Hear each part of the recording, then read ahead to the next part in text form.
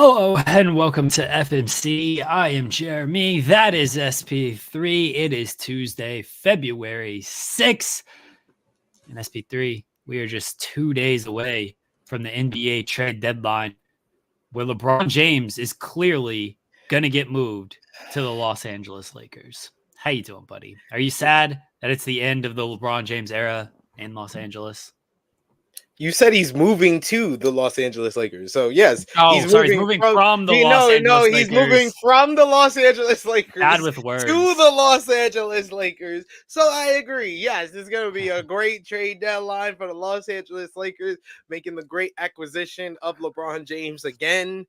I appreciate that. We have no bad words to say. Jeremy, this is all your ploys. You can talk about why you want to talk about LeBron to the Knicks, but it's a happy day, guys. Because you know why? We're back, baby. We're back. Get your pews. Get your pews because we're back, baby. Laker Nation.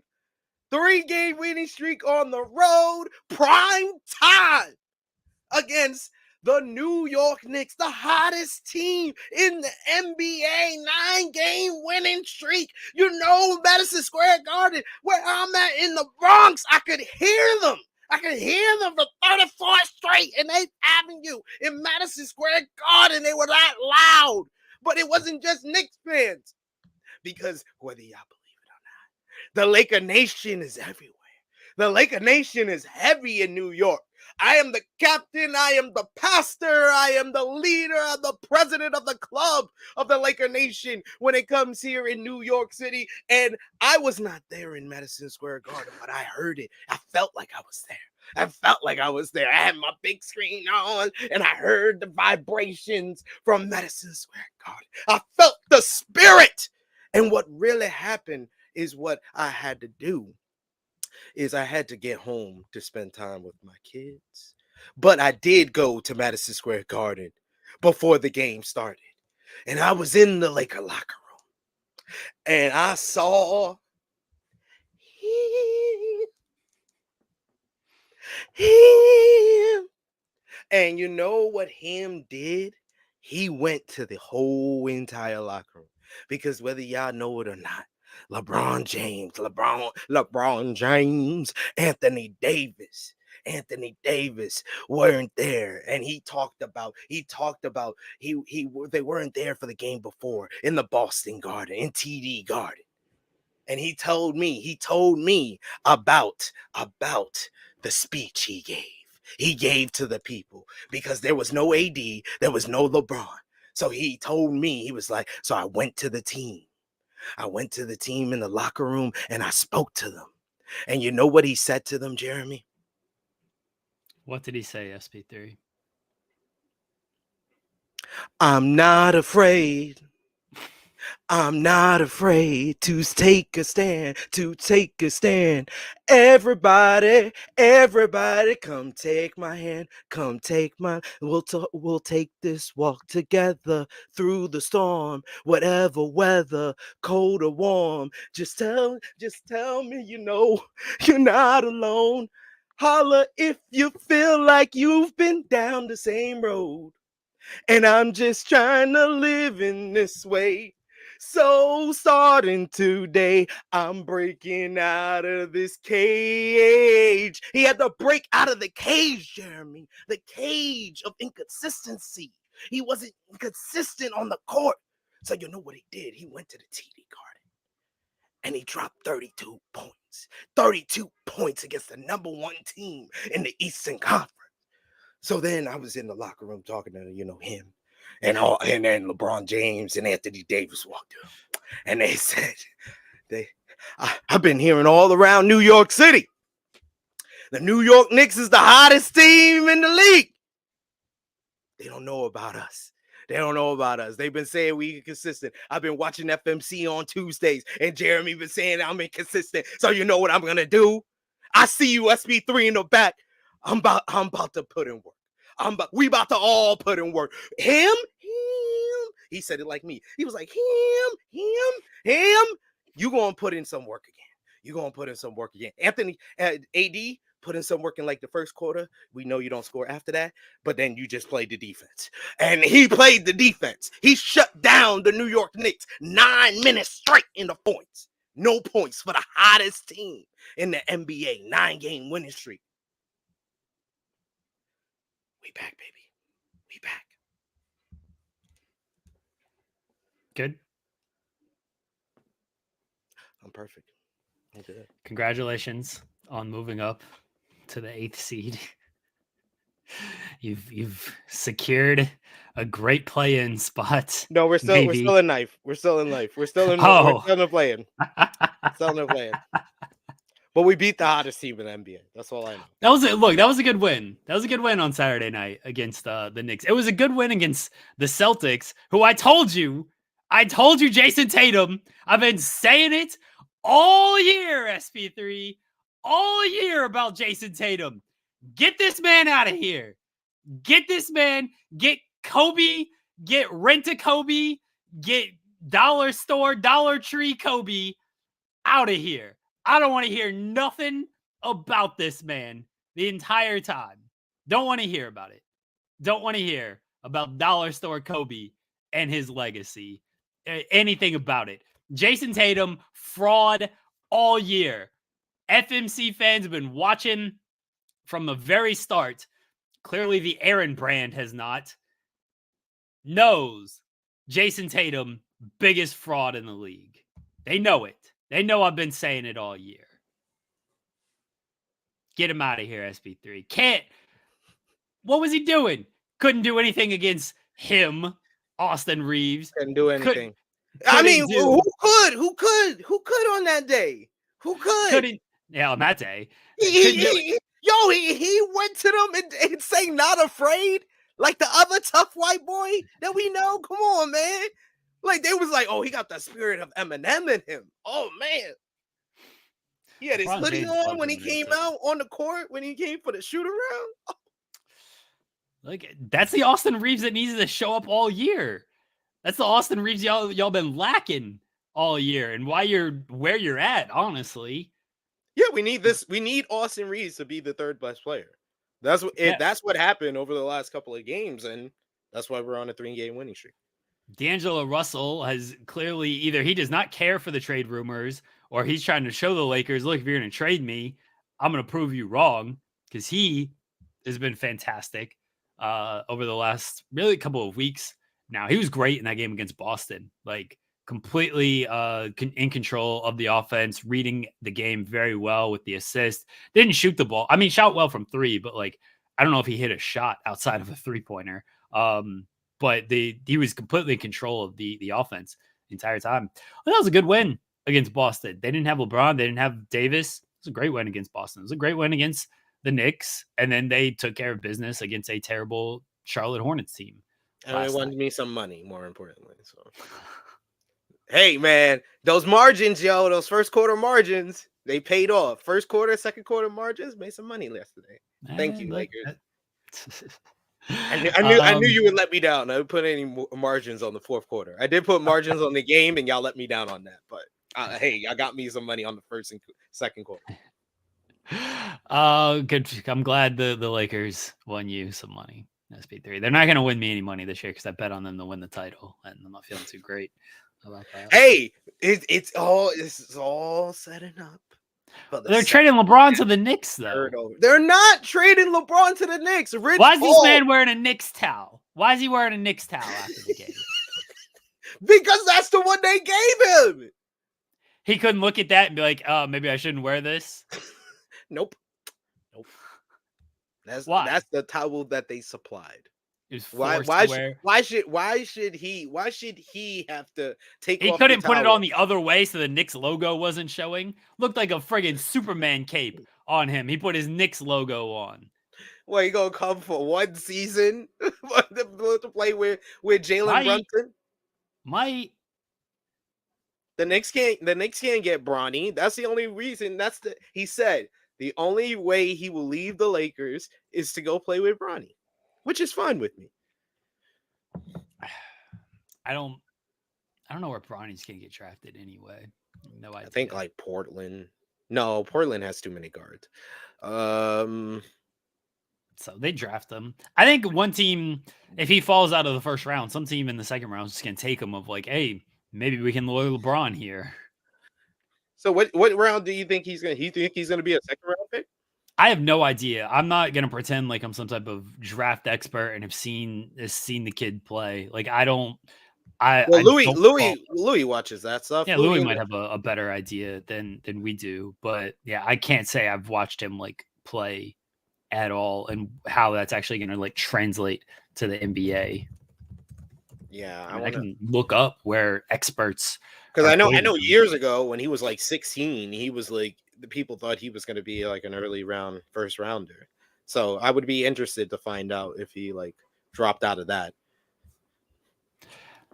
Yeah, I don't know where he's gonna end up. But wherever he is, apparently LeBron wants to go there. Yeah, he's going to the Knicks though. The cops are coming after you for. The cops are coming after me for being a Lakers fan in New York. Yeah, for being a Lakers fan in New York, exactly. Good week for your Lakers. We'll say that. Good week for your Lakers. They're up to 9th now. And now the trade deadline comes. Now we'll see. Where are you feeling on the trade deadline now? Because last week it was got to make a move, got to do something. Now stringing together 3 wins, 2 of those being very good wins. You still think there's a move out there to be made? There's always a move to be made to improve this team. There can be a move made. I've been liking the improvements and the adjustments that D'Angelo Russell has made, as well as Austin Reeves. I've liked how even Taurean Prince has played over the last couple of games. So a lot of the people that would be on the trade deadline have kind of showed their worth and what they can do if we can string together a couple of wins and string together some consistency with our lineup on the court. I think that we don't have to worry too much, but we can make smaller adjustments, maybe get a bench piece, maybe a buyout contract or something like that. Something like that might be the move for us more than like the big trade or the multiple of trades that we did last trade deadline. Louis saying Bronny not projected as draftable. I've just quickly looked at some mock drafts. One mock draft had him literally last pick of the first round. Another mock draft has him in the 50s. So it looks like if he goes, it's going to be second round, most likely. Early second, probably. Yeah, I mean, again, 50s is mid-second. So that's why I'm going in the middle. If you're going the end of the first round and in the 50s, this in the middle is like the early first round, like top 10 in the second round. Another draft has him not drafted, so it seems to be all over the place. So yeah, that rounds out to about 50. Yeah, I would say I'm gonna trust Louis on this. And there's still the hard issue. Yeah. There's still some NCAA season left. I don't know how he plays for USC. So I don't know. That'd be heartbreaking though, because of that hurt issue. He never plays in the league or something like that. Or damn, that'd be rough. Well, LeBron says he could play on the team right now. His words. I know what the man said, and he's a good father. That's all I can say. You're a very good father, sir. Those are his words that he could be in the league right now. Hey, I appreciate you being a good father, and I appreciate you being a good player, and us being on a 3-game winning streak. For anyone who's new to FMC, that was my usual sermon when the Lakers are on any type of winning streak and we go live here. I give a sermon, so anyone who was caught off guard or asks why am I yelling or upset that I was so loud on this morning, it's because gotta wake y'all asses up. If the coffee ain't working, I'm going to work. I'm always putting in work. Yes, and there's also why I just listened. I listened to the sermon. I pay attention. Yeah, you don't respond at a church. Like you listen to the sermon. Unless it's a call in response. I say amen afterwards and then move We don't need He to could just. he could have called a response, Louis. Louis is right in the chat. He could have been when I said I'm not afraid. He could have said I'm not afraid to I was take. gonna let you go. I was gonna just let you go on that. Could have joined me. I know you know. Yeah, I could have. The problem, not totally, but like singing the delay, it sounds awful. Yeah, it So does. like trying to sync that up sounds terrible on that. That's the only issue there. But what can you do? What can you do?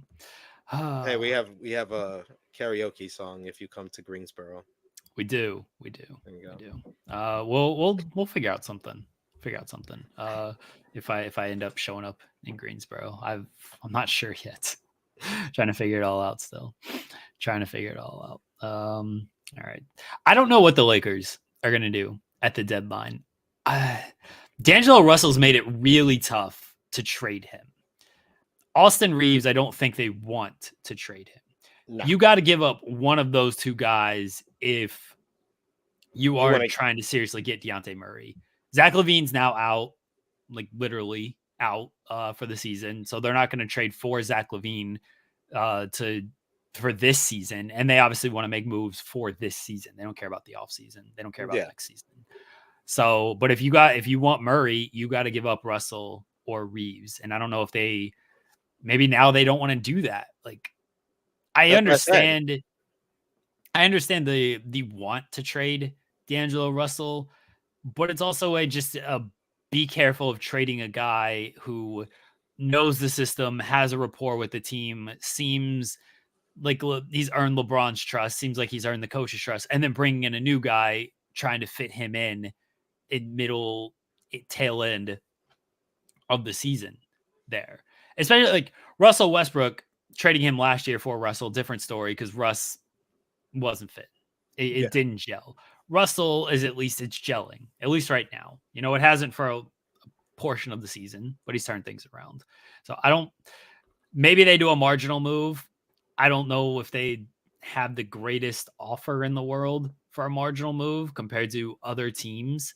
And I think that's where they've been putting Jackson Hayes out there to get him some looks. Get him some touches. Jackson Hayes. Jackson Hayes is going to get us a quality big man that could give us more. You made this guy up. Out the bit. Jackson Hayes is on our team. Is this a 2K creative player? You don't know who Jackson Hayes is? No. Jackson Hayes. Yeah, that's a 2K creative player. You're not going to. He's averaging 3.5 points this year. But over the last couple of games, though, he had 10 and 10 in one game. Yep, he had 10. No, he had 16 and 10 against the Celtics, and then he had 10 points in Madison Square Garden. Created player. That dude isn't real. It's not real at all. You can't tell me otherwise. The fact that you really made me look it up, like I was bugging. Like I was like, wait, hold up, am I saying it wrong? Like, you can't convince me, SP3. But I gave you to smell it for a reason. You can look it up, sir. Nope. Nope. You are wrong. There's no player named Jackson Hayes. Nope. Not convinced. You can't convince me otherwise. Sir. Nah. I think any Killian Hayes, Detroit's apparently trying to trade him, or he wants out of Detroit. I don't want anybody from Detroit, honestly. That's a lie. Bogdanovich, everybody should want Bogdanovich. That's true. Good. That's true. He's been doing good. He's been winning me some money too. Thank you, Bondi. He's legitimately good. I want Bogdanovich on OKC, but I don't know. I don't think OKC is gonna really do anything. Honestly, I don't think they really need to at this point. I don't know about need. I think if you can improve the team, you improve the team. I've always said that, obviously. No matter what. There's no real intel on OKC. Like, I've not seen a single OKC rumor, which happens a lot of years, but sometimes there's at least enough like smoke out there that somebody will throw something out. I think somebody, maybe it was Zach Lowe on their podcast, said that like there's about 15 different OKC rumors and no one feels comfortable putting anything out there because it's just all over the place. So why even like throw anything? This is where wrestling Twitter would 100% like heard this. You get all these fake accounts that act like they know something because they heard it from one person. Where NBA, the people who are hearing all this stuff realize like, oh yeah, we've heard this from one person, heard this from another person, heard this from another person. We're just not comfortable putting any of this stuff out there. That's how it typically goes with OKC. But usually there's at least something like minor that might be out there. There's nothing out there right now. So I don't know. Very interesting. I think they can beat any offer if they want to. I just don't know if they want to make a move. I would expect off season is when they kind of tinker around and figure out what they're going to do. I think that the Heat are going to have to make a move. I don't know what they're going to do. Did they trade I don't know. I don't know what they're going to do, but they got to trade Hero. Like that's wasn't it like maybe like a month ago we were talking about how the Heat were on like the up. And like they were playing well. We both liked the Terry Rozier move. We thought that was like, but that's it. That looks worse than how the James Harden trade looked in the first week. Maybe they pull it together, but they only got 2 days to figure out if this is the squad they're going to go with or if they're going to try to make a move right now. Like if you're going to make a move, if you're Miami, like Hero's kind of the guy that sort of needs to be traded. I would imagine like you're not trading Butler, you're not trading Bam. Your other Jamie Vasquez Jr., like he's been playing really well. So I don't think that they're going to trade him. Jovic, I don't know if they fully trust him, if they know what they have with him. I do think if you're Miami, you should look to improve the team. Jimmy Butler is like not young and you're going to have to pay him moving forward. And I think they will pay him moving forward. But like your window's like now and next year. Is Jimmy Butler gonna at 34? We know in the playoffs, like he shows up, but like he's under contract. So this season, next season, a player option, which I imagine he'll take in 2025, 2026. So he's on this team until he's 36. That's your window. These next 3 years. I don't know what Jimmy Butler looks like at age 37. Like he's good, but there are too many players who stay high level at age 37. LeBron is LeBron. Yeah, it's like it's LeBron and everybody else. Like past 36, it's LeBron and everybody else.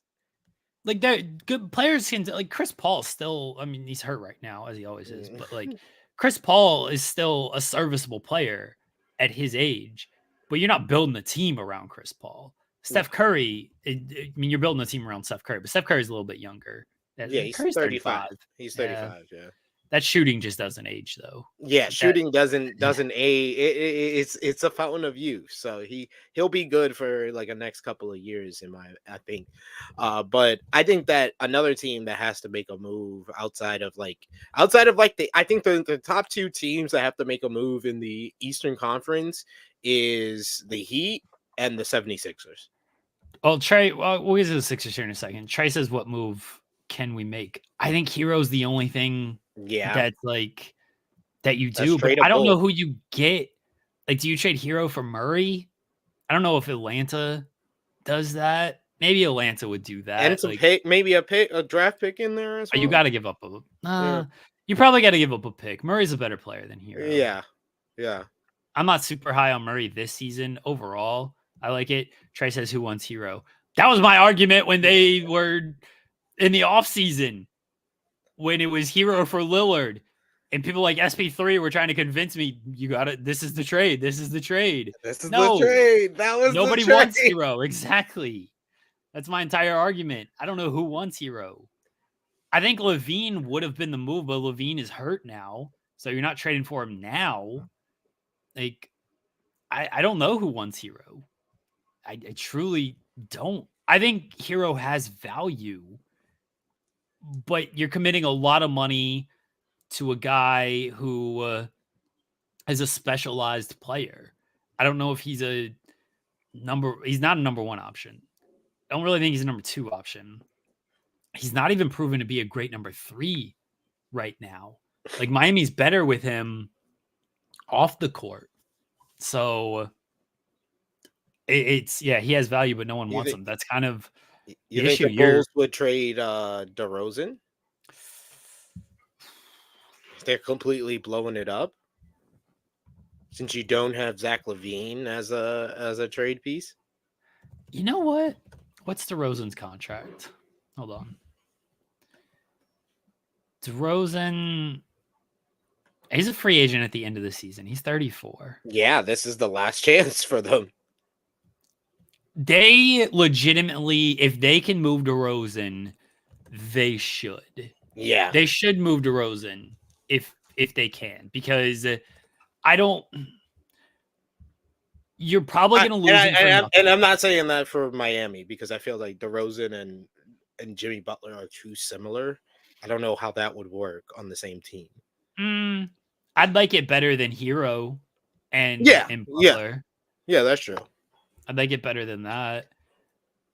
If DeMar DeRozan's the guy you're getting back, I think if Chicago can move DeRozan, I think they should, because you're either going to lose him in free agency or you're going to be stupid and pay him to stick around at age 35 and pay him too much money, because he's still a good player. You're going to pay him too much money to stick around at 35 for a team that's been mediocre basically his entire time there. Like, Chicago's at where they at. They should blow it up. They should move in a different direction. Tyler Hero's still young. A Tyler Hero, Zach LaVine backcourt going into next season, that would be defensively something. That would be defensively. It would be defensively awful, but it would be offensively great to watch. Yeah, it'd be something. Trey saying the Bulls might move DeRozan out west instead of an East team. That's possible. It's possible they don't want to trade him in the East, but it's not like, you're trading him to a competitor, but you're not really competing with Miami. Like, if you're the Bulls, you have no reason to attempt to get a play-in spot and then lose in the first round. Like, you're better off just recouping any value you can from whoever you can at this point. Okay, so I don't know their draft situation, but who? Chicago? No, I have a trade offer for the Chicago Bulls here. Okay. Oh God, you said Lakers. No, Tim Hardaway Jr. All right, and Josh Green and a first rounder for DeRozan. What's Hardaway's contract? Hold on. I think he has one more year on his contract. Yeah, Hardaway's got one more year after this season. They got to get him off, and they're in the 8th spot right now, so they're not looking the greatest. Terrible. That's not bad. I can see that from multiple perspectives. I think Josh Green's a good player. I like him in 2K for whatever that's worth. And he's averaging like 9 points. He's averaging about like 46% from the field. He could get his 3-point shooting a little bit better, but yeah, he's playing pretty well. Tim Hardaway Jr. is averaging 18 points per game. He's a great Josh Green's a great 3-point shooter. What are you talking about? Oh, I might have saw that wrong then. I might have seen the flip. Yeah, he's shooting 40% from 3. Oh, yeah, I saw the flip from that. My bad. Okay. Yeah, it's on 3 attempts, but like he's last year he shot 40%. Like, now he's a very good 3-point shooter. A first rounder, I assume Dallas puts protections on that, like lottery protected. Yeah, because that's what they did last year. In the Kyrie trade, they put lottery protections, and then they fell off, and then they tanked so they could keep their first round pick instead of losing it. So I imagine that they put protections on that pick. I'm not mad at that deal. I actually kind of like that deal. I like DeRozan to the Mavericks. That doesn't help the Mavericks defense at all, though. That defense sucks. No, that defense still going to be bad, but it's at least a big three that I think the scoring can offset it.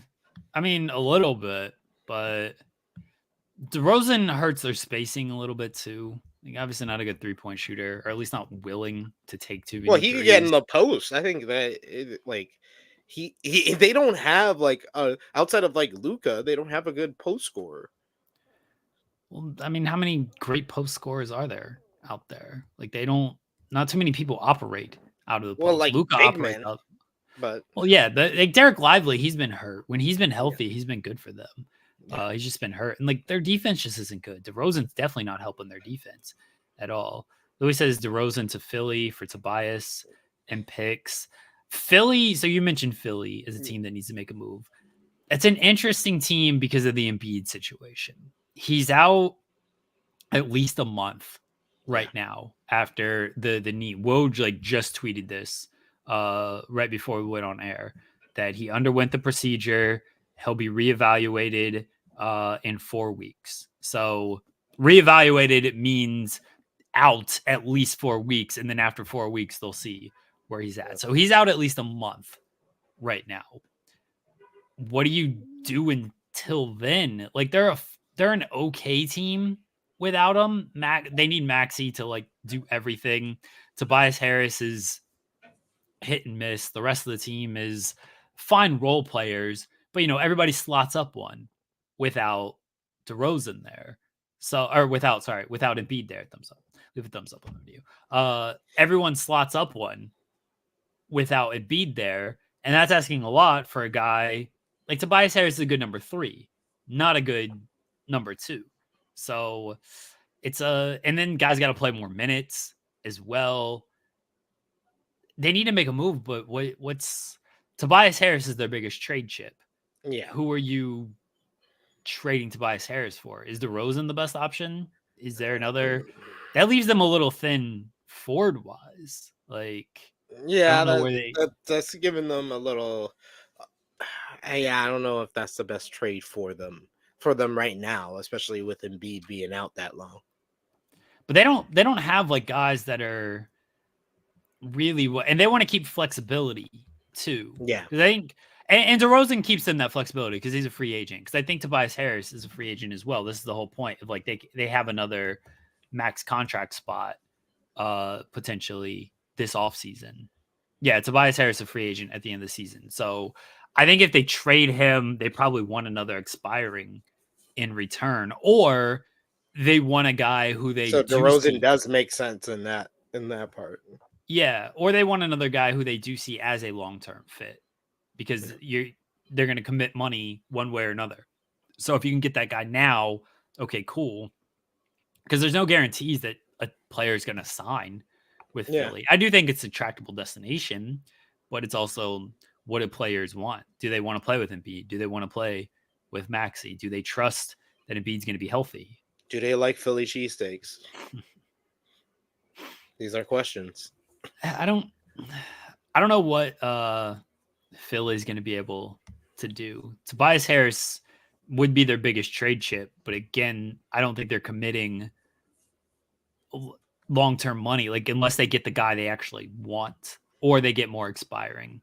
I don't mind the DeRozan suggestion though. I kind of like that Philly, or Louis. I can kind of see that.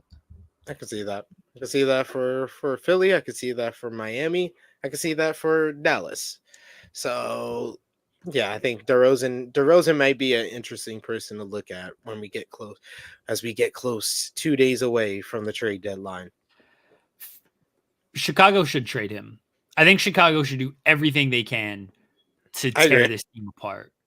Yeah. Like, I would trade DeRozan. I would trade Caruso. I know they're looking for the OG Anunoby package for Caruso, which is very stupid. He's not as good as OG Anunoby. You gotta try. I guess. Yeah, he's not as good as OG. He's older, more miles on him, and just not as good of a player. He's good, but like he's not OG Anunoby. They should trade anybody they can. Nobody in Chicago should be out. Maybe Kobe White. Maybe that's it. Are the Are the Warriors gonna trade Clay? Clay? No. No. I feel like they got a lot of loyalty to that three, and I don't think I they're going to agree. trade any of them. I agree. It's Andrew gonna take. Wiggins, yes. If they can move him, yes. But their three, no. Too much loyalty. Where would Wiggins go? I don't know who wants Wiggins. Yeah, Ryan says Bulls need to trade Josh Potter to do for. Yeah, I agree. Wiggins, yeah, Trey says I doubt Clay would walk in free agency. I don't think No. Trey's gonna be traded. I just don't. He wants Where to would Wiggins? retire a Warrior, it seems. Where would Wiggins go? He's been bad this year, like really bad, and that's a reason why the Warriors are in the spot that they're in, because Clay's fallen a bit, Draymond's fallen a bit, Steph is still Steph, Yeah. Kuminga's stepped up, but Wiggins has been bad, and they haven't been able to fully offset that. Where does Wiggins go?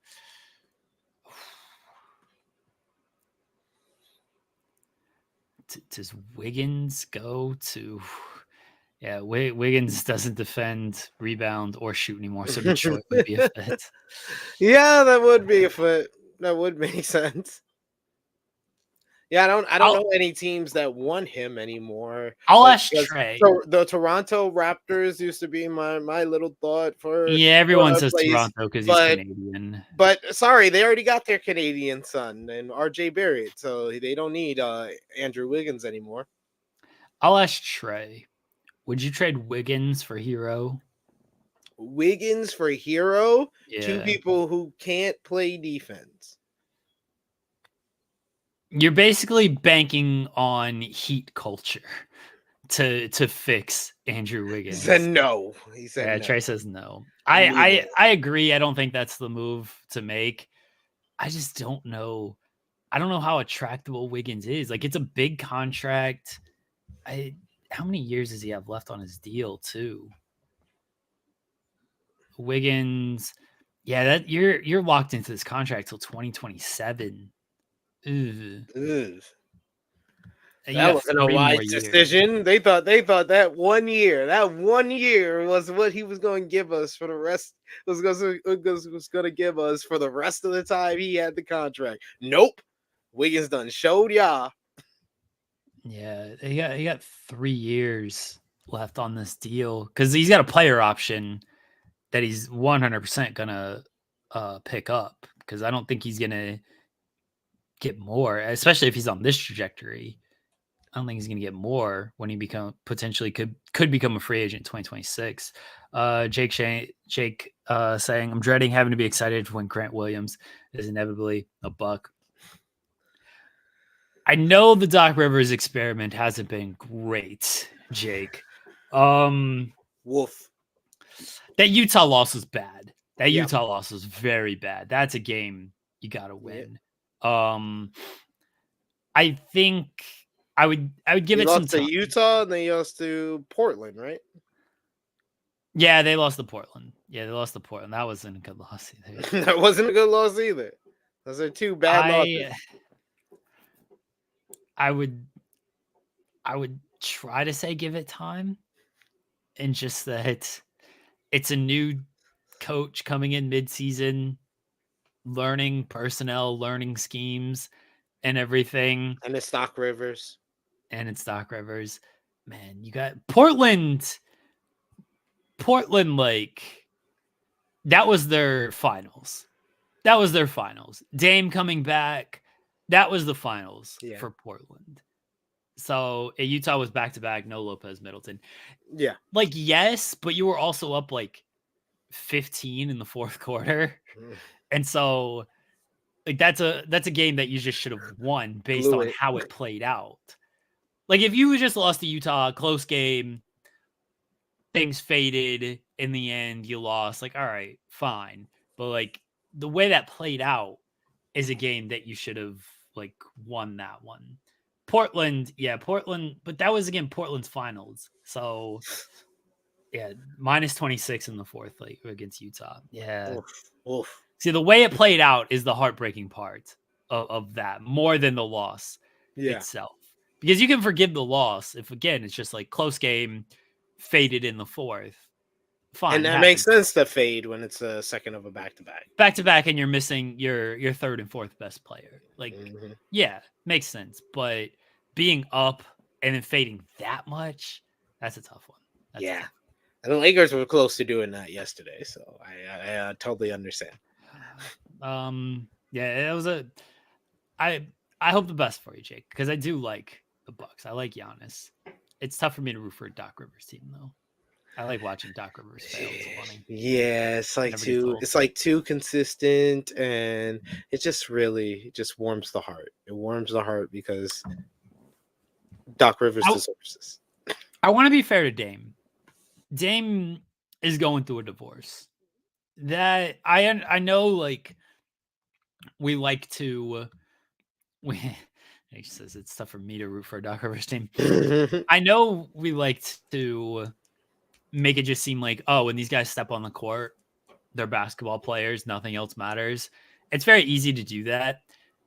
He's going through a divorce. That's not easy mentally on anybody. So I do want to be fair to Dame on that. Like, it can't be easy to just put that all aside when you step on the court. Like, I'm sure he does their best. These guys are athletes and built different and everything, especially high level guys like Dame. But there's a lot of just stuff that off the court that can affect people, even if it's not like on the court, like during the game. It's just like during practice, during film sessions, things like that. Like, you don't know how focused in they are during that stuff, and then how that bleeds over when they actually do get in the game. So I do want to be fair to Dame in that sense. I know on Twitter, though, no one gives a shit about that. It's just wins and losses and performance.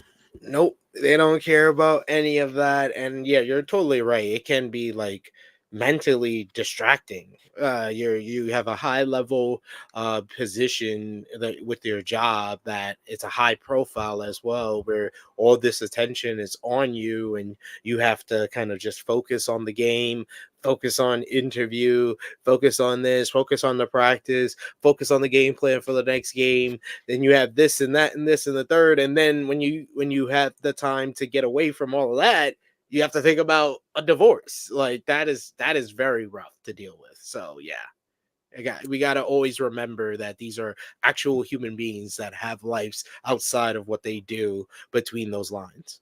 Yeah. Bucks Twitter is expecting 47-3 every game from him, and so he's capable, but it's also just it's been a tough season for him, and more than just on the court stuff. So I do want to be fair to Dame in that.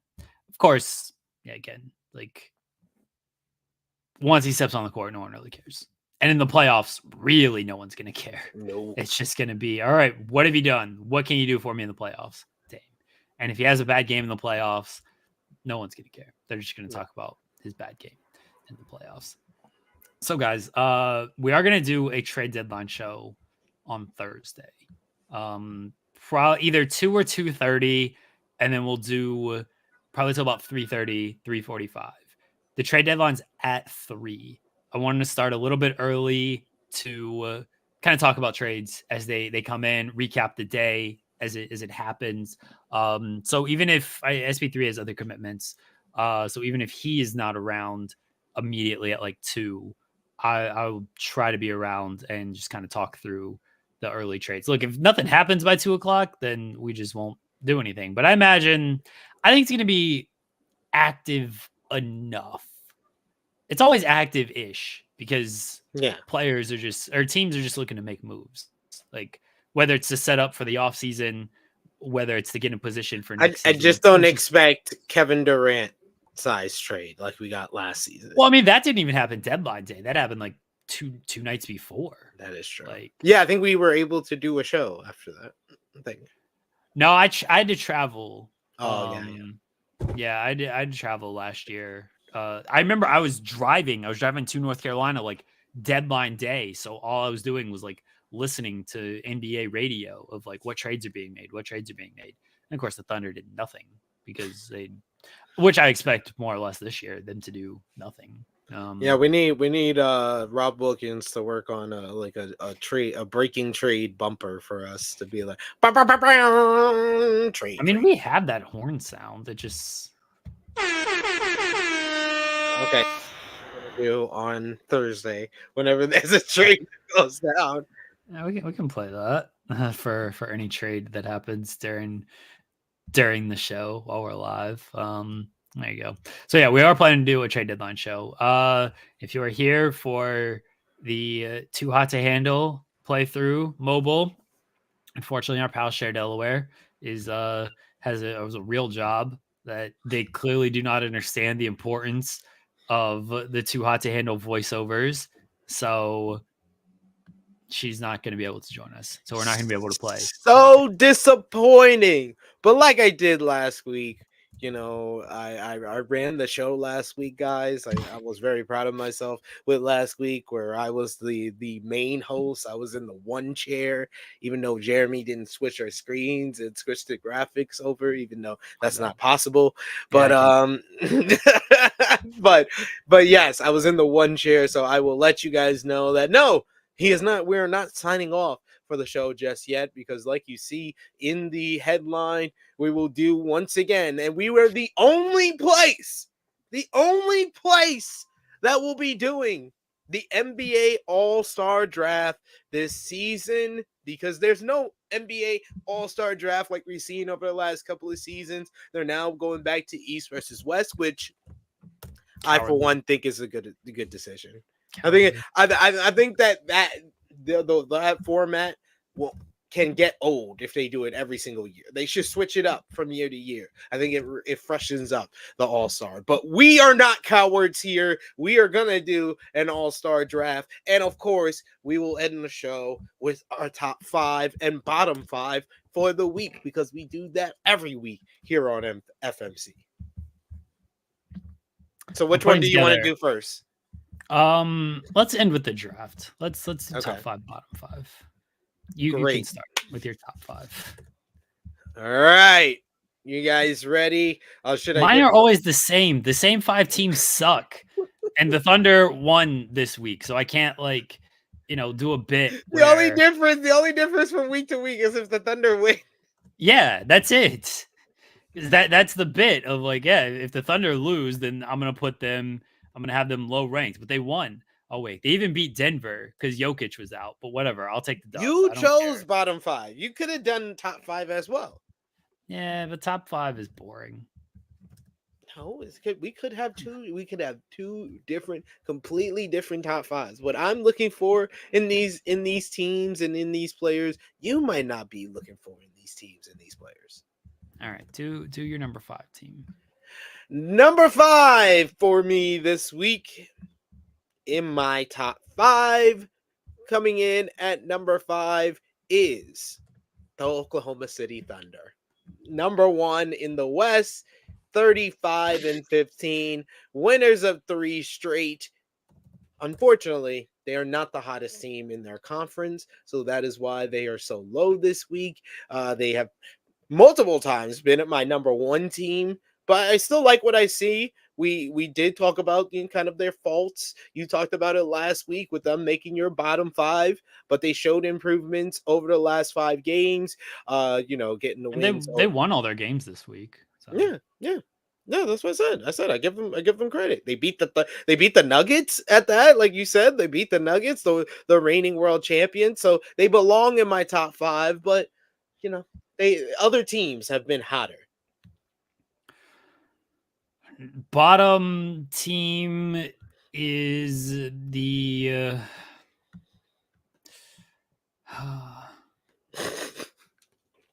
it's all I'm trying to think of a fun way to sort of mix this up, but the good teams are good and the bad teams are really bad. The Miami Heat, you know what? Miami Heat at the bottom 5 spot. They're 8th in the East right now. but they're 2-8 in their last 10. The Terry Rozier hasn't fully worked out. Whatever's happening there is happening. They beat Sacramento, was a good win. A win against Washington doesn't really count. And then they lost to the Clippers. Like, the Clippers are good, but no, it's still a loss. And before that, like, they could not win a game, including like bad losses against like Memphis and Atlanta. Those are bad losses. So even though they had a better week than they did previously, I'm putting the Miami Heat at number 5, bottom 5. That is fair. Coming in at number 4 for me this week is the number 1 seed in the Eastern Conference, the Boston Celtics. Boston Celtics are still number 1 in the East, have the best record in all of the NBA at 38-12. They're coming off a blowout win over the Grizzlies, but the main reasons that they drop here in the top 5 this week is that they can't beat those pesky LA teams. The Clippers beat them last week, and now this week they lost to the Los Angeles Lakers without Anthony Davis or LeBron James, with him putting in work. So that is why they're so low, but they're still number 1 in the East, so they're still here in the top 5. Bottom for number 4 is going to be Charlotte sucks. Washington sucks. Detroit sucks. Memphis is hurt. I feel bad for Memphis. I don't want to put Memphis in the bottom 5 because I just like legitimately feel bad for them. They're playing a bunch of G League teams, and like they're actually playing pretty hard. I should give them credit for how hard they're playing. At least Portland won their finals game, so they won the finals. Yeah, so we'll say it's Toronto. That's fair. Toronto's wasn't one of the worst teams. They should have beat the Thunder. They were up 23. They're up 23. I mean, it's not saying like they should have beat the Thunder because the Thunder are bad. They were up 23 in that game. They had the longest. They showed this stat. So of like teams that held a 20+ point lead, Toronto had the longest active win streak of like 168 straight games. If they got up 20+ points in a game, they had won like 168 straight games, which was the longest active streak and the second longest, maybe third, but second or third longest of all time. And then that came to an end against the Thunder. So it's not even like they should have beat the Thunder because the Thunder are a bad team. It's they were up 23 points at one point, and they had a pretty historical streak of winning 168 straight games when they got up by 20+, and they lost. They had multiple chances to win it. They had a game winner in regulation that missed. I think RJ Barrett missed it. They had a shot at the end of regulation, or at the end of the first overtime. They should have won in the second or the first overtime. They were up like 5 with like a minute left, and they completely blew it. So they should have probably won that game, but they lost, and they're not good. That is fair. Coming in at number 3, and I say this begrudgingly once again, the New York Knicks. The New York Knicks, the hottest team in the NBA, winners of 9 straight until they ran into that purple and gold juggernaut known as the Los Angeles Lakers in Madison Square Garden. I was there in the locker room. I said the story earlier. Rewind back if you just joined us live. But yeah, until they ran into the Los Angeles Lakers, this was the hottest team in the league, and they just look like a complete team. They look like a team that when they are cooking on the court, they look like the best team in the Eastern Conference and probably a team that could give the Celtics, the Bucks, or any other team in the Eastern Conference a run for their money and call themselves the best team in the Eastern Conference. When you have Jalen Brunson, who went from last year signing with the Knicks and me being critical, and I will eat all the crow in the world seeing Jalen Brunson play the way he's been playing this season, because he deserves every single cent that man made last summer when he signed with the New York Knicks, because he went from basically a very good starter and a good playoff performance to an all-star, and then this year he's went from all-star to superstar and looking like the guy that could lead the Knicks all the way back to the conference finals and potentially back to the NBA finals for the first time in what?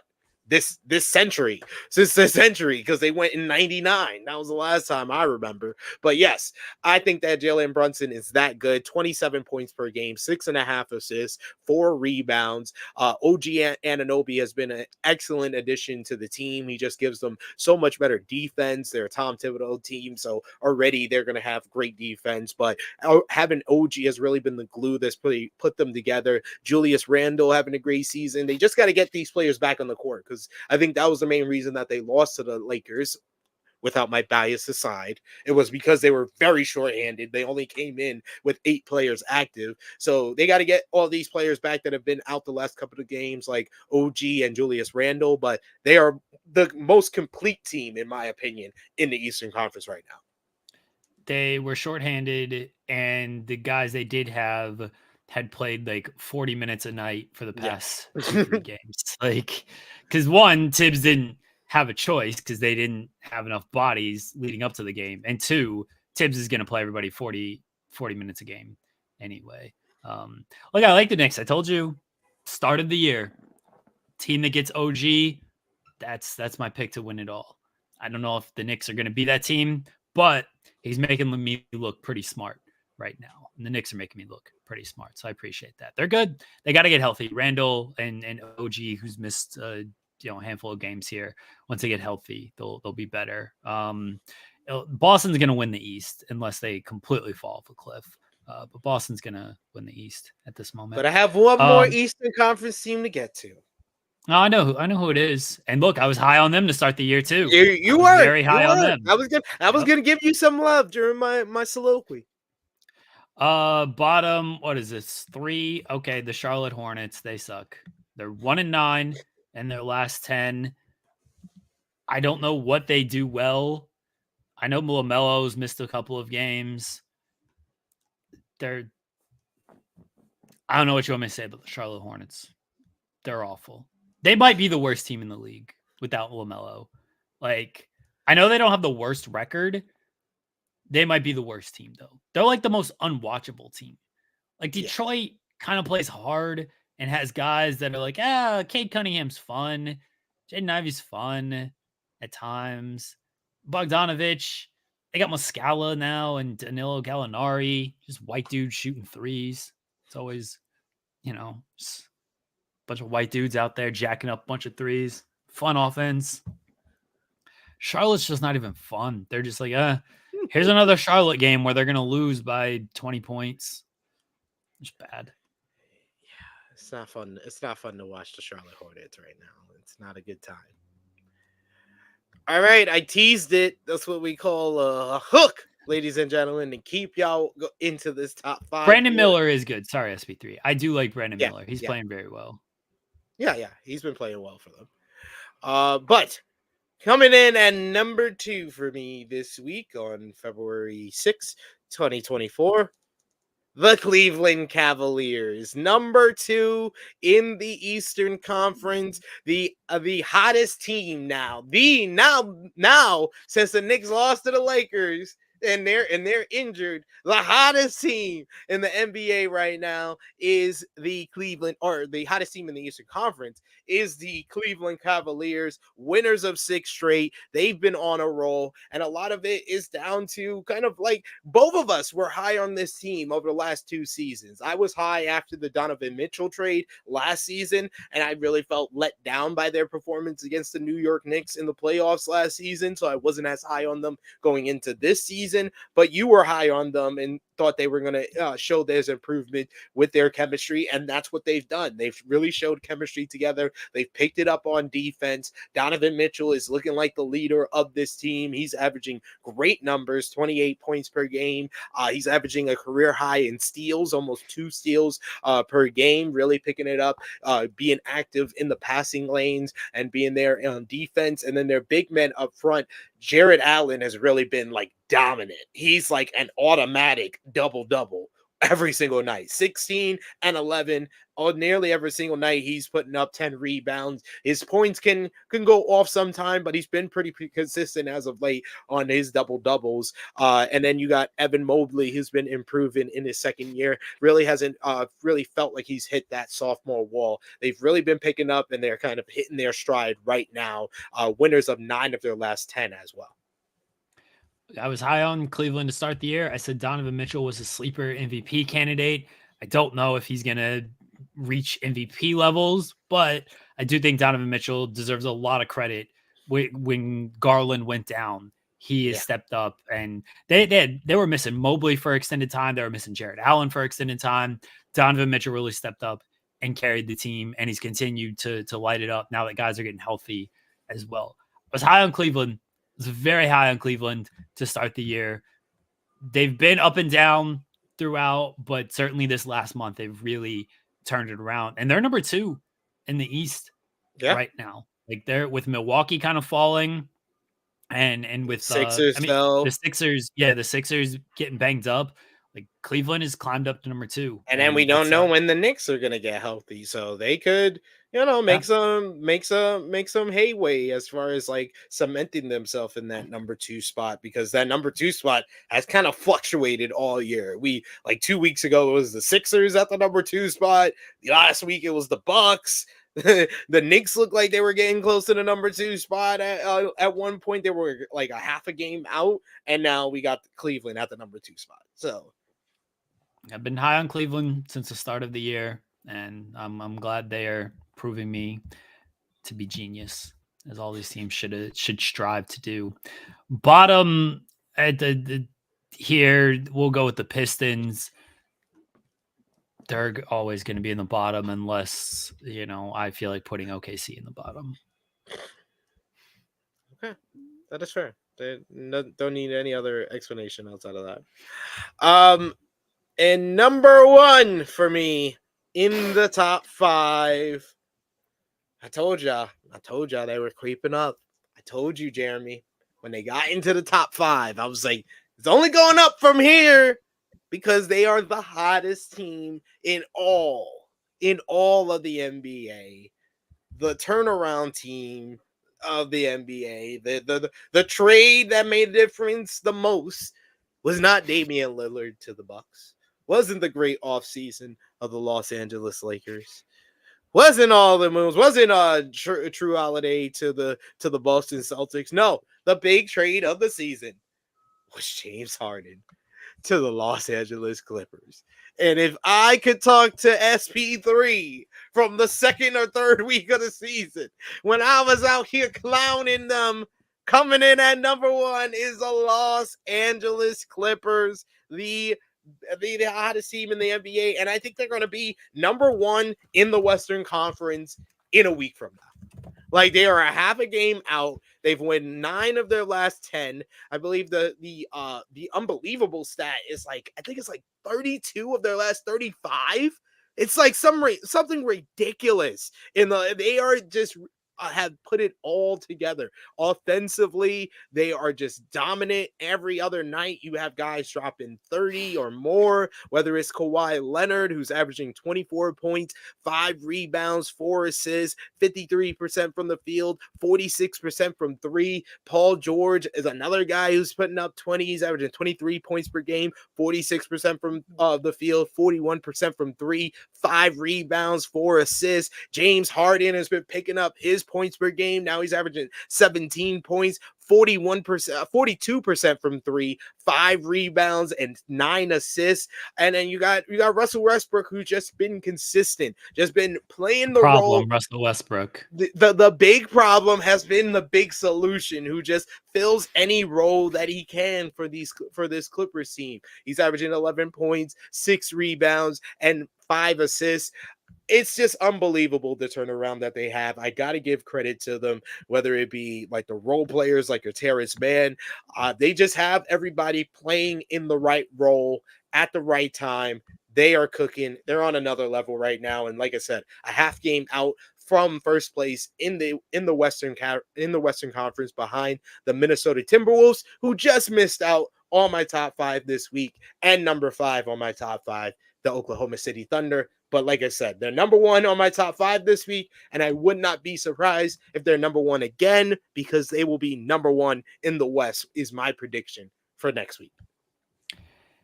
If you told me this team could stay healthy through the playoffs, I would tell you this is the NBA champions. Yeah, I would too. I don't know if they're going to stay healthy. I know people are going to playoff P and James Harden and Westbrook in the playoffs. I get all of that. I do. I watched enough Westbrook in the playoffs. We've all watched Harden. We've all watched Paul George. See how it's ended in past seasons. But I don't know if there's a more complete team out there. The Nuggets would still be tough. A healthy Nuggets team, because I don't know who's stopping Jokic. They don't, no offense to Zubac, really nobody. Nobody's stopping Jokic. That dude's just a problem unto himself. But they've got 3 guys who create and control, and then they've got Westbrook, who can create, not so much control.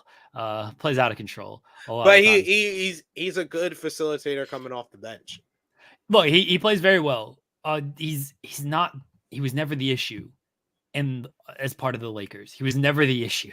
He was made to be the issue because LeBron couldn't figure it out, Davis couldn't figure it out, and the coach couldn't figure it out, and the front office couldn't figure it out of how to utilize him best. But he did everything that was asked of him for the Lakers. He was let down by everybody else around him. Now he's with a team and a coach that know how to utilize him, and he's doing everything he can to give the best of his ability. That's your opinion. Sure. I mean, it's facts. That's your opinion. Did he not do everything he could for the Lakers? He was willing to come off the bench. He was willing to play off the ball. That's not what he said. That's not what he said in the locker room. Did he not come off the bench? He did. Okay, so he still did it all. He still did it all. LeBron can't play off the ball. He's never been able to play off the ball. The coach couldn't figure out how to run a pick and roll with LeBron or with Russ and Davis, which is the easiest thing in the world to do. They didn't have any shooting on that team. That's just poor roster construction. That's poor roster construction for a LeBron James team. And then you throw on Westbrook on top of that. It was really poor roster construction. It was a bad situation in the Lakers, and they made it out to make it seem like he was at fault, which was not. Hey, true. We solved it. We solved it for him, and we solved it for ourselves. You solved it by trading him, which is fine. So why we keep bringing it up? Because the Lakers staff, media, whoever made that man out to be a bigger issue than he was. He was an issue in the Lakers. Just because he's not an issue somewhere else. Reaper. He was not the Grim Reaper. Just because he's not an issue somewhere else doesn't mean he wasn't an issue there. Both things can be true. He was not the Grim Reaper, which is what they called him. I mean, whoever put that in the media, that is gross and that is disgusting, and I don't agree with that. But to say that he was an issue with the Lakers and not an issue with the Clippers, both things can be true. Sean, do you think Russell Westbrook was a problem on the Los Angeles? Look at this man. This man comes prepared. He matches with my background. Is he a problem? Well, he's Well, not on the once- Lakers anymore, but was he the problem on the I Lakers? thought you said the Clippers. Well, based on what I see now, no. I blinked at Christmas and woke up, and I text my friend who covers the Clippers, and I was like, "What happened? What happened here?" My big question for the basketball show is, what do you think Royce White's doing these days? I assume just living his best life. I hope everybody's out there doubt it. living their best life. I doubt it. He was trying to be an MMA fighter at one point. Do you remember that? I remember Maybe that. that's He lost. I forgot that he lost. Yeah. maybe that's him living his best life. It might He's be. probably eating a fish sandwich somewhere. Maybe that's Well, him I know that living his he best talked about running as a Republican for the Senate last year, which is a little surprising considering that party is probably not going to care about the issues that led to him leaving the NBA. I think But I remember the first time I saw him in college, and this is in an era where there were not point guards really above 6'3", 6'4" in college. And I was like, what's he doing with the ball? Why is he dribbling the ball? What's going on? What's going on? And then he pieced us up, and I was like, oh, okay, who is this guy? And I found out he was supposed to come to Kentucky, but couldn't get on an airplane, so they didn't recruit him anymore. Yes. The infamous, I guess, Royce White doesn't fly. Just doesn't get on the airplane at all. That's my basketball conversation for today. How you doing, Sean? Free Enes Kanter. Not for anything recently, from like 12 years ago when they didn't let him His play name for is Kentucky. Freedom. His name is legitimately Freedom. Freedom No. Cantor. I guess it worked then, huh? Yeah, his name is Enes Freedom. Get it correct. His last name is not Cantor anymore. His name is Freedom. Sorry. I didn't mean to be insensitive to anybody. Yeah, you gotta respect the name changes. Who's your Super Bowl pick, Sean? Niners. Oh, okay. I don't want the Chiefs to win for obvious reasons. Fair. Why? Because you hate Taylor Swift? No. He's not a Swiftie. In fact, sorry, I don't want to talk with my mouth full. People bitching about Taylor Swift being shown on the broadcast. Man, get a fucking job, please. She's on there less than 1 minute per show. You see more of the same commercials in that period. It doesn't matter to me. I don't care. She's a big, enormous star. Like, of course. Yeah. Like if she wasn't attending literally anything else, she would be shown. Man, I can't watch Doja Cat performances without seeing her dance in the crowd. So I'm supposed to expect to see Tracy Chapman can't escape Taylor Swift. Are you kidding me? And the Chiefs are supposed to.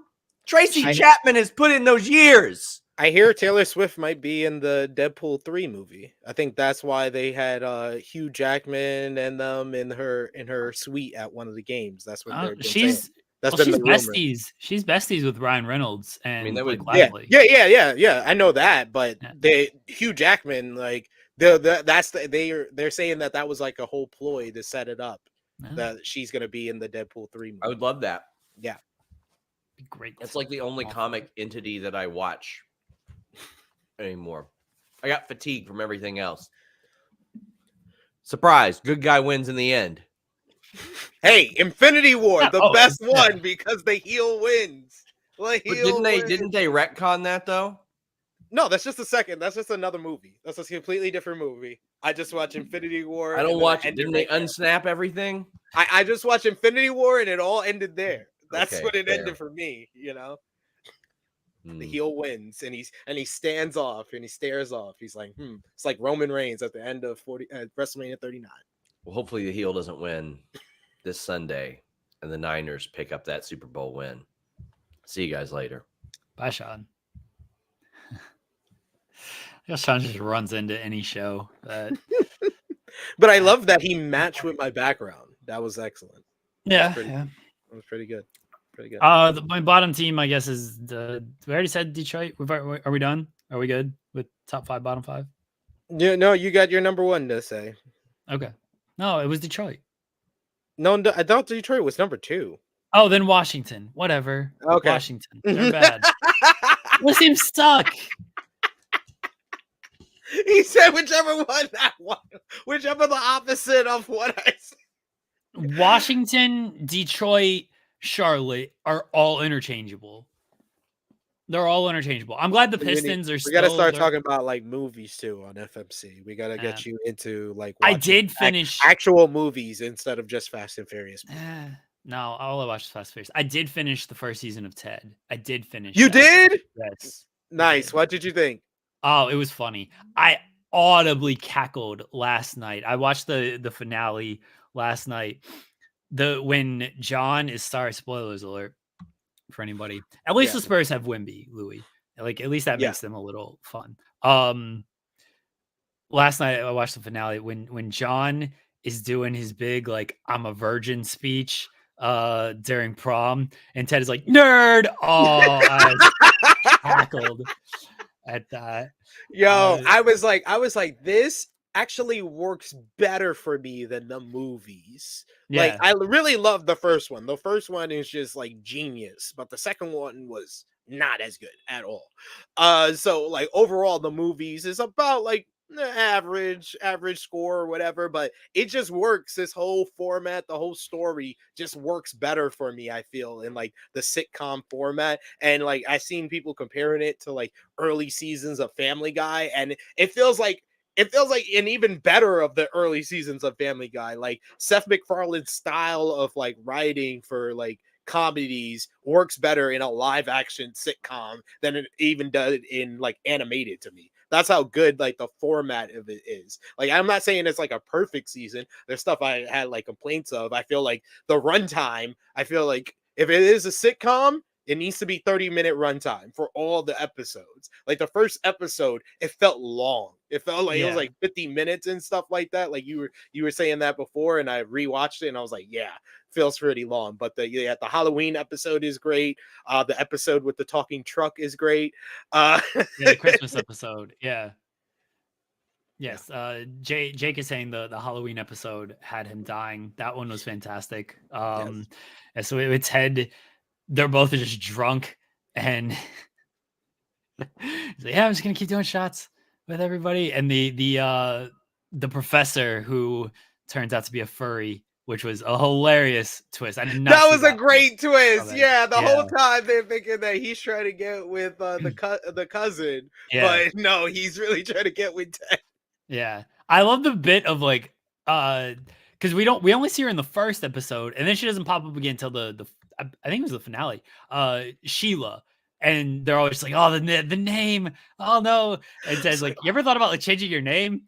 And then after he walks out with the weed, he's like, yeah, we can't go back here anymore. Her name's honoring her dead mom. Yo, so I love off that. The table. I love how they paid stuff off. Like even like the bully, like the first episode with the bully, you feel like, oh, this bully's gonna be around. Like it's a regular sitcom. He's gonna be around until the end, until they do like something, maybe resolve it or whatever. No, like the second episode, the whole bully resolution. Yeah, he's them trying to do the. I feel like that's the best episode for me. It's the prank, them doing a prank call to fake as the deadbeat dad. And then becoming like so sympathetic to him that they really want to be his dad. It's a good show. If anybody has not seen it, there's a lot of good laughs. And the wife was sleeping last night as I was watching the finale, and I think I woke her up because I was just cackling at some of the bits. The timing on stuff was so good. The timing of when they would hit the jokes was very good. So it's a good show for anybody who hasn't watched it. I was hesitant, but then I heard good things. I saw good things.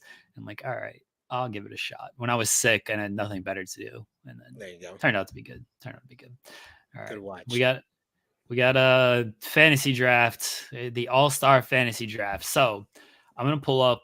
I have the list here. I'll put that on the screen here in a second if I can figure out what I'm doing. NBA All-Star draft, because we have done a All-Star draft before, but that was the challenge All-Stars. So there's the players. So who Embiid's definitely out and Randall's out, right? Is that it? You're gonna have to make this like a bigger font. Okay. Hold on. There we go. That's much better. Yeah, much better. So those are the two injuries, right? Nobody else is injured. Everybody else is playing. Randall, Embiid, I'm trying to think if there's someone else. I I believe think Luca. I think Luca's fine to count. Yeah, I as think play. Luca's gonna be fine. Everybody else, I'm pretty sure. Yeah, I think so. I think you're good. Okay. So instead of Randall and Embiid, you can pick anybody you want in their spot, but they got to come from the East. Okay. Okay. So you can even go guard. Who cares about forward and guard? Like obviously, if you need a forward, take a forward. If you want a guard, take a guard. But you can pick anybody you want from the East in those spots. All right. Sounds good. Okay. All right. Do we We're flip a gonna. coin or something? Yeah. Do you want heads or tails? I'm gonna just flip it on Google. Oh, okay. It will take heads. Okay. It is tails. Go ahead. Okay. All right. First pick. I'm playing to win. And I know no one is going to play harder to try to prove that he is still the greatest player in the league and of all time than LeBron James. He shows up for these all-star games. He does. He cares about these all-star games. So I'm taking LeBron James. All right. Who is your pick?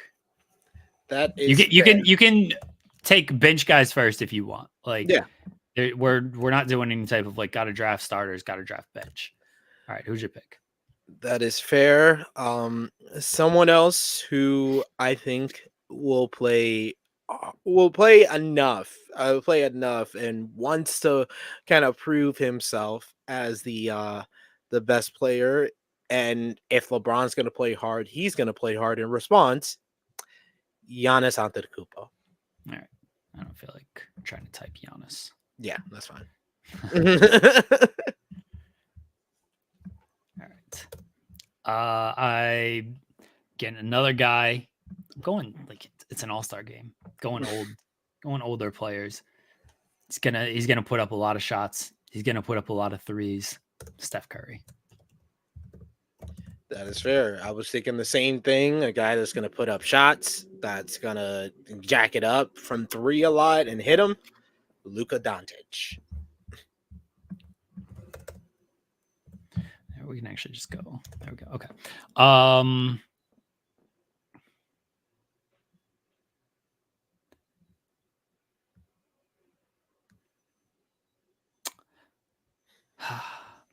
It's again old, but I don't care. Like all-star game, these older guys just like to have fun in these games, and they're gonna just score. I mean, it's a scoring game. I'm going Kevin Durant. Fuck Kevin Durant, but I'm going Kevin Durant. going Kevin Durant, but fuck Kevin Durant as well. This is like an all-time team right here. Yeah, LeBron, it is the all-time team right Durant. there. All right, that is a good pick. But I am always about the spite, and I'm gonna fit the theme of my team. Since you're going all-time team, I'm gonna go current generation greats, current MVP candidate type greats, and I'm petty. Shai Gilgeous-Alexander. That's fine. Shai's gonna just take a bunch of mid-range shots. Yeah, he's gonna be the one to make a mid-range shot, but he's gonna make all of them. He's gonna make all. And then at the end of the show, you're gonna be like, yo, at the end of the game, you're gonna be like, yo, you got like 25 points, 5 rebounds, 5 assists. I didn't even notice. That's typically a Shai performance. Yeah, that's typically a Shai performance. I feel like I'm just gonna keep with the theme here. See, the problem with like a guy like Jokic is like he doesn't give a fuck about these all-star games. Yeah, he doesn't. He probably wants to play like 2 minutes and then he's like done. He's done. I agree with Ant Edwards, Louis, and that's where I was gonna go. I do think Anthony Edwards is gonna play really hard and really try to show out, and that's why I'm going with Anthony Edwards. Fair. I'm gonna complete my guards here, and I am gonna go with Tyrese Halliburton. Okay. Someone who I think is going to put up a lot of points because he's gonna just be having fun. I don't think a lot of points. I think he's gonna look to dish a lot of assists and He everybody can do that involved. as well, but I think he's gonna hit some threes. He might. He doesn't. His scoring is really down since Since Siakam. Siakam came over. Yeah. We're gonna go with Devin Booker, another guy. Pass, shoot, score, whatever you need him to do. Devin Booker. Fair. I'm gonna go someone who's gonna get blocks and How many probably blocks in the All-Star game? Yep, he's gonna get blocks. He's gonna get blocks on people. Watch when the game's really on the line. Nah, I'm not gonna do that. I'm gonna go with Jason Tatum. Well, you've lost. Jason Tatum gonna score. He gonna hit some threes. That's all he's gonna do. He's gonna try. He's gonna shoot them. I don't know if he's gonna hit them. He's gonna shoot them though. all day, every day. He's gonna shoot them again. Don't know if he's actually gonna make anything. Kawhi Leonard. He's having an underrated MVP season. He won't win the MVP. He's been amazing. That's gonna be a load management game for him. I'm gonna go with Jalen Brunson of the New York Knicks.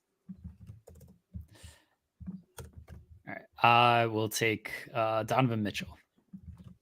Good pick. I will go with Anthony Davis here.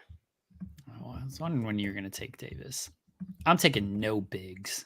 Who gives a fuck about these bigs? Hey, Giannis got to take a break afterwards. Giannis is fine. Giannis plays center. He's going to play center, but he can't play the whole game. So got to put Anthony Davis in there. I'm putting Anthony Edwards at center. I don't care. We don't. Nobody's protecting the rim. Who cares about this? Take Maxey. Maxey can light it up.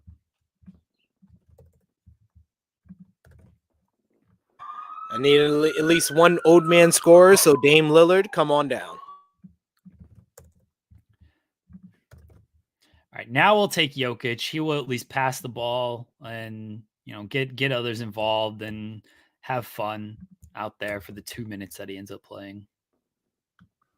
Keeping with my youth movement, give me a first-time All-Star Pablo Banchero. I like Paolo. He's been very inefficient this year, but I do like him. It's the All-Star game. He gonna dunk it, go to the lane. He ain't nobody gonna stop him. He gonna be like, "Oh, this is how it feels when people don't play defense." Paul George is either gonna have a great game because he's such a good shooter, or a terrible game because he's Paul George. Let me get Jaylen Brown, who is basically this generation's Paul George. That's mean. That's not right. Well, I'm talking about what you just said about the All-Star game. That's how he's going to be. I guess. That's not right, though. All right.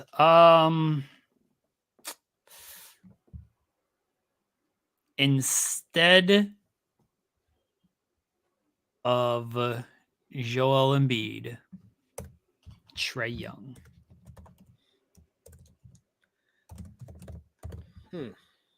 I'm running a lineup. I'll wait until I make my potential next pick, but I'll tell you this lineup I'm about to run. That some ridiculous ass lineup. You won't be able to defend it. Just jacking up threes from all over the court. I'm so scared. Because he deserves to be an all-star, De'Aaron Fox instead of Julius Randle. Oh, no. Got to be from the East. Damn it. Jeez, man, this is why Western Conference deserves more spots because we have great players up and down the Western Conference. Man, not a lot of great players after that. Because there's players that probably deserve to be an all-star. I'm gonna take Towns on Karl Anthony Towns. I already got my bigs. I'm good on my. You got to take a big regardless because you're gonna get banned. I'm gonna wait. I'm gonna wait right to the end. Wait right to the end, like you are. You ain't picked them. You ain't pick them. Why you trying to force me to pick them? You ain't. I pick knew them. who I was picking. You ain't want to pick clearly them. Don't know. You ain't want to pick them.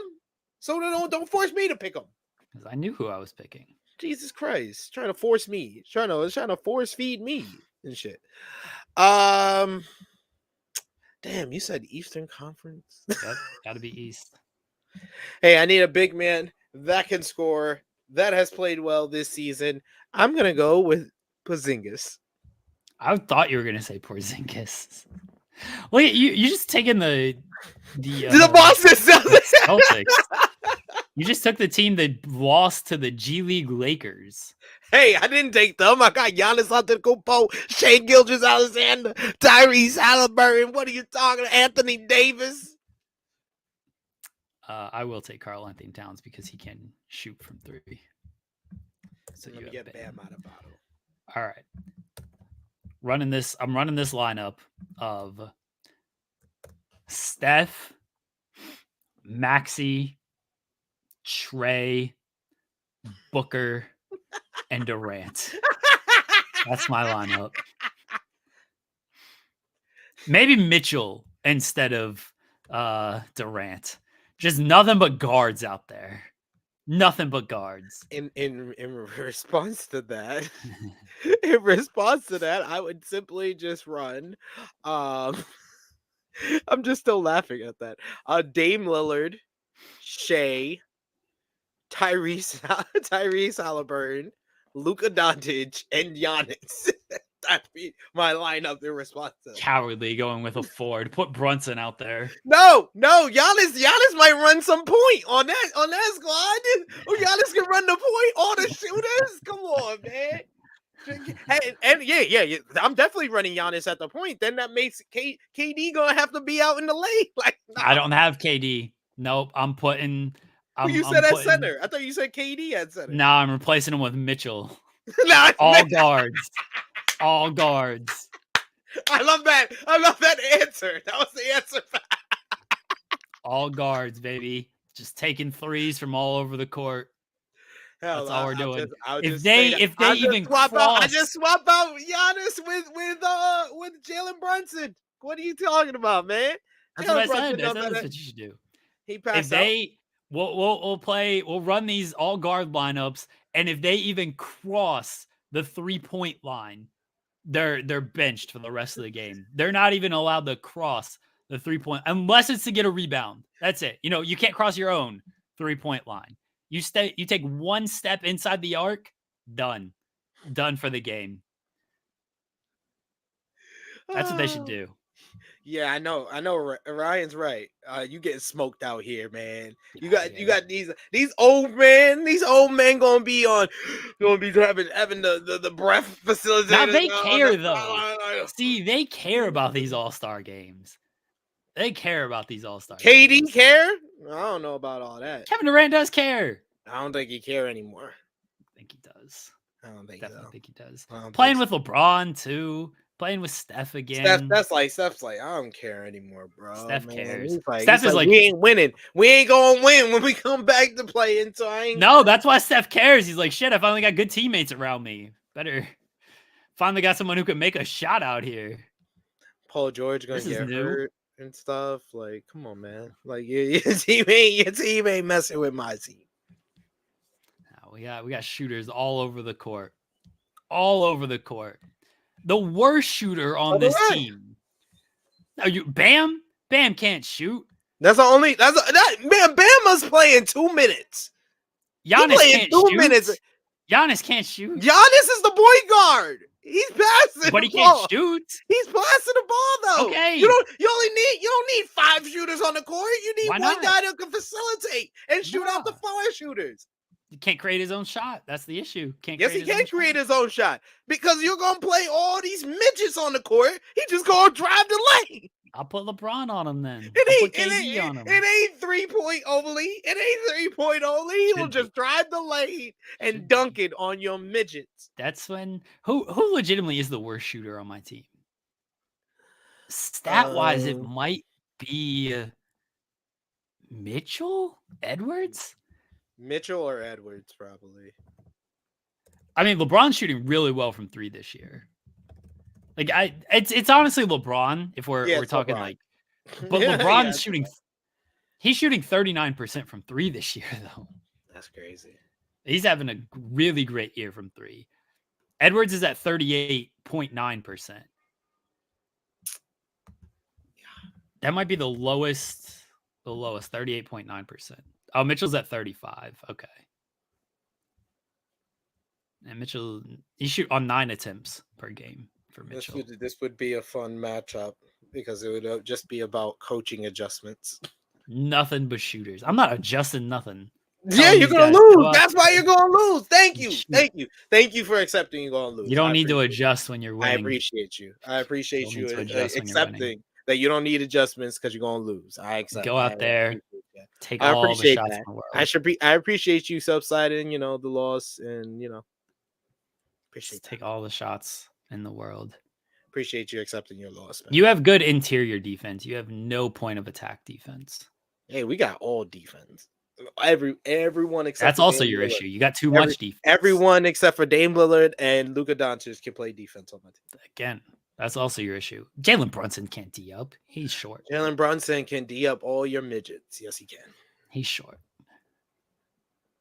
He's getting cooked out there. Midgets. You got midgets. We don't need. I can throw a defensive lineup out there at you if I need to. No, you don't. You don't got no defense on your team. What do you mean? Who's defensive on your team? I thought Anthony Edwards, Kawhi, and that's it. Paul George. Did you just forget that? What do you mean? I mean, I'll just put Dame Lillard out there. Durant and LeBron. Durant, that's my defensive lineup. Durant don't play no defense. He'll play defense in this lineup. Yeah, all right, sure. You ain't even sound sure about that. That's my defensive lineup. Your voice sounded all shaky when you said that. We got 3 point of attack defenders. LeBron sure ain't playing no defense. They will the scheme. No, they will on the scheme. No, he's not. Because they don't have to. They're not guarding point of attack. We're running up and down the court. We're running up and down the court on your old ass man. With who? Against that lineup. All my players can get up and down the court. I don't got no old niggas. With who against that lineup? LeBron can go. LeBron still got plenty of legs left. Running the court. All my players running the court. Even my bigs. KP, he be running the court with Boston. You got Bam, he be running the court with Miami. All my players running up and down the court, getting your old man tired and on the bench. Luka ain't running up and down nothing. I'm just putting up the turbo jets on y'all. That's it. Y'all old. Luka's not running nowhere. That he don't need to. He will shoot from the logo. Bang. He's not running nowhere. He gonna Anthony Davis? He gonna run like this. He gonna run like this. Right Anthony Davis down the court. Running. You know the reverse run? You know the reverse Bam run ain't running. You know the reverse run they do after they hit a shot? That's what Luka gonna be doing the whole time. You're way overestimating who's actually gonna run on your team. Everyone. Luka gets fans kicked out of the game for claiming he does not run. Luka don't need to run. He gonna hit the shot, bang, and then run back like this. Again, if I get one fan telling Luka, "Hey, get on the treadmill," Luka's gonna cry and get the fan ejected. Hey, he gonna cry and drop 40. Oh, we'll easily win if Luka has 40. He gonna have 40. Giannis gonna have a triple-double. Dame gonna have 30. No. Yep. You have the Bucks, who are terrible. The Celtics, who are frauds. That's your team. No, it's not. Bucks and Celtics. No, it's not. That's not all my team. I mean, that's the majority of your team. No, it's not the majority of my team. It is, though. I have 12 players, and that's 5 of them. That's not the majority. Way too much. That's not the majority. That's a fraudulent team. That's not how math works, sir. That's a fraudulent. Do not try to tell me how math works, because they don't work like that. Fraudulent. It's not the majority. I got winners. I got guys who know how to win. How many winners you got on your team? I got Giannis. That's all I need. My point guard. One. My point guard. He's a winner. Winner. Anthony Davis, former NBA champion. What are you talking about? What are you talking about? You got 2 Bam rings. Adebayo, Eastern Conference champion. What are you talking about? 2 What are rings. you talking? Jason Tatum, former Eastern Conference champion. What are you talking about? Loser. What you talking about? What you talking about? Loser. You got a bunch of losers on your team. No, you're just saying words. You're just saying words. You don't mean what you're saying. I can put out a lineup with I'm just nothing getting y'all load. It don't matter what you did in the past. We talking about what's gonna happen when we get on the court. It don't matter. It don't matter how many. You can have 5, 6, 7, 8, 9, 10, 11, 12, 13, 14, 15, 16, 17 champions. It don't matter. It would just matter what's gonna happen on the court. And when it happen on the court, we gonna turn on the turbo jets. We gonna get y'all old asses tired. Y'all gonna be You're going to be breathing heavy. You're going to be breathing like Baby D after she ran after Day Day and next Friday. Y'all be looking for some Twinkies when you eat into it and you bite into it, the glitter shoots out in your mouth on the sideline while you're taking up air. LeBron James, you're like, I can't play anymore because I got to worry about the Lakers turning around our season. And KD, like, the Suns haven't played too well this season, so I think I want to take the rest of the game off. And Steph Curry, like, the Warriors ain't never going to win, so I'll keep shooting shots. And that's the only person going to be taking shots. You talk about LeBron and KD out here, they ain't going to be out here when it matters because we're going to turn on the turbo jets and their old ass is going to be on the sideline. You have an unnatural allegiance to losers and frauds with this lineup. And I got nothing but winners. I can throw out a lineup of nothing but finals MVPs against you. What does that matter with what we talking about in 2024? They won NBA finals. They won NBA finals in 2010, 2011. Great. Congratulations. Throw out 2010, 2011. I got a finals MVP from 2020. I got a finals MVP from 2023. I got a finals MVP from 2022. I got 3 of the last 4 happened in 2024? Finals MVPs. Nothing from 2024. Got you. Yeah, because the finals haven't happened yet. You don't eat. Yeah, no. I know. I know because it's a new year. It's a whole new year. So that's what we talk. We talking about what's going to happen. I got Kawhi Leonard, the 2024 finals MVP. You talking about their resume. Congratulations. They got very nice resumes. They ain't going to do jack and shit against my team.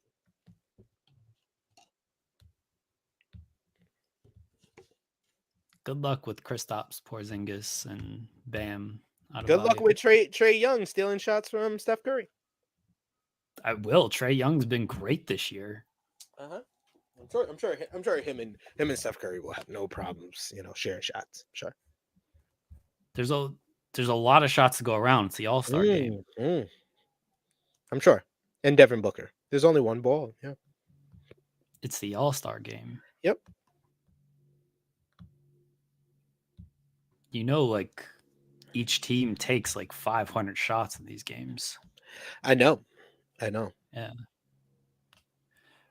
This was the same complaint. Everybody, there's only one ball in Los Angeles with the Clippers. Feel like they're doing pretty well. There's only one ball with the Warriors. Feel like they did pretty well. This one ball argument doesn't hold a lot of weight. I mean, using the Clippers as your support, they haven't done anything in the playoffs yet. Let's wait till the playoffs before we start using them in the same terminology and same sentence as the 2017 Warriors. Don't be ridiculous, sir. But aren't we talking about right now? Don't do that, Skip. Aren't we talking about right now? It wasn't the show. I thought we were. So, but you're comparing them to teams from the past, or I don't know. I compared them to teams of the past to make a point, and I compared them to teams of right now to make a point. Sorry that I'm really good at making these points, and you're not really good. You're not really good at making the points because you keep bringing up past stuff when we talking about 2024. And then I brought up 2024 stuff, and you said, finally you got here. Thanks for coming to the year. We appreciate it. Happy New Year. But then you said I couldn't bring up 2024 stuff. No, I'm talking about the old stuff you brought up because you brought it up in the same sentence, and they don't even need to be in the same sentence because there's no comparison. Because it's good to look at history. What a team is doing 50 games into the regular season than a team that won 2 championships together. It's good to look at history. It is. because history is in the DNA of these players. Winning Well, is in the DNA of the players. I am looking and telling these folks the future, and I am running Jeremy's team off the damn court. But y'all can decide. Y'all can let us know. Comment in the comments down below who y'all think would win in this theoretical Team Jeremy versus Team SP3 All-Star game. Are you done? I know how to give hooks and get the people involved. You just know how to try to break down my team. Try to say, yo, you got some holes here. When your team is full of old holes and old people.